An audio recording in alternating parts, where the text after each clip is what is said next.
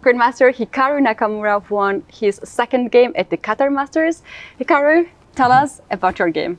Yeah, I think it was a pretty smooth game overall. Normally when you play these Italians, they tend to be very slow, and my opponent came with a setup that I'd never seen before, so I was kind of confused in the middle game when he played this knight h5, knight f4, f6, and then knight e6, and I actually think what he did was very solid, but then he started to drift, and I think there were maybe 2 or 3 moves that were very critical. As soon as I was able to play this d5 move, and he had this bad dark square bishop, I think from there it was downhill. So it was pretty smooth, and I'm pretty happy to win 2 games so far.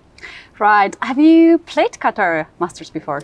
So I've never played this tournament. I played the World Rapid and Blitz here in 2016. That's the only other time I've been in Doha, but I'm pretty happy with the atmosphere. It's been great so far, but yeah, still a long way to go.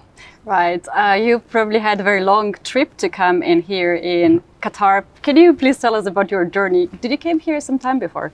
So I came here, I think I got here about 3 days, or no, two days, because I got in at midnight. So it's 2 days before the tournament started. So I didn't have a lot of time. I think the main thing though is when you're traveling as long as I did, which was basically about like 22, 23 hours total, you're pretty tired when you get in. So the fact that I was very tired and I got in at midnight made it easier to sleep. So I'm not completely on the time zone, but I'm sort of, I figure I'll be able to get on it sooner or later. And as long as I can get through these first couple of rounds, it should be pretty good. We saw your photo when you had the ride on a camel. Can you tell us about your experience here in Doha? Yeah, so that was a lot of fun. I did that the other morning, just kind of went out into the desert. Obviously, if you watch a lot of movies, certainly in America, you don't have things like this. I mean, I would say the desert here, it's pretty similar to like what you see in the movies for Egypt, for example. But it was just a lot of fun being out there with camels, seeing the falcons, all the usual stuff. And I had a great time, so it was fun. And what about the fans? There are lots of people who are asking photographs and the photos. How do you feel about this? Yeah, I think it's great that there's so many fans who are showing up. Obviously, yesterday was a little bit too chaotic, perhaps. There are fans everywhere. But I think it's a good sign that there's so many people who are enthusiastic. And I think going forward, it'll be great if there are more tournaments in the region. And another question is about Magnus losing his game. We saw you were observing the game quite closely. What do you think about his game? Yeah, I mean, it looked like, I'm not sure what was going on, because on the one hand, there was this moment after, I think, bishop e7, when I looked at it, I was confused, and then Anish looked, and he was confused, and I think we actually both thought Magnus was just winning. We sort of didn't see this great sack on f7.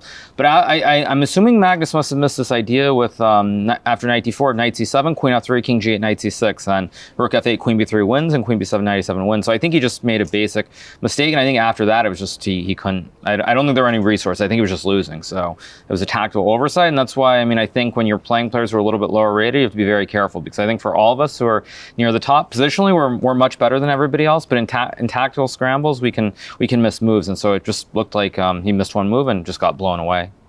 And the final question is about Magnus' tweet, which you have not seen yet, because you were just giving an interview right after your game. He mentioned about the watch that the opponent had. What do you think about this topic? What do you think? Yeah, I mean, it's funny because I noticed this. I mean, I think a couple moves before the end, I saw the opponent's sleeve roll up, and then I saw he had a watch on.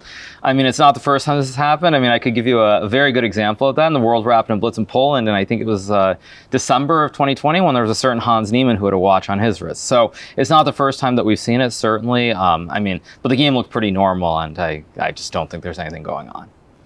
Right, and the final question is about the tournament which is happening in USA, but you're here in Qatar. Well, how you made this decision to? Yeah, I mean, I think there's some points to clarify. So a couple people have confused 2 things. First of all, there was a match against Magnus I was supposed to play in July, August, which got canceled, which is why I played the World Cup. That was to be very clear for that event. But as far as this event, a couple months back, I was actually planning to go to Morocco for some filming on a documentary potentially. And then with the earthquake and some other things, it ended up getting postponed. And with the US Championship, they actually asked the players in July whether they wanted to play. So I had obviously said no at the time, and fortunately Al Modiaki reached out to me and I was able to play here. I figured, why be at home if I have the opportunity to play, and so it's good being here. Right, thank you so much for the interview. Best of the luck for the remaining games. Thank you.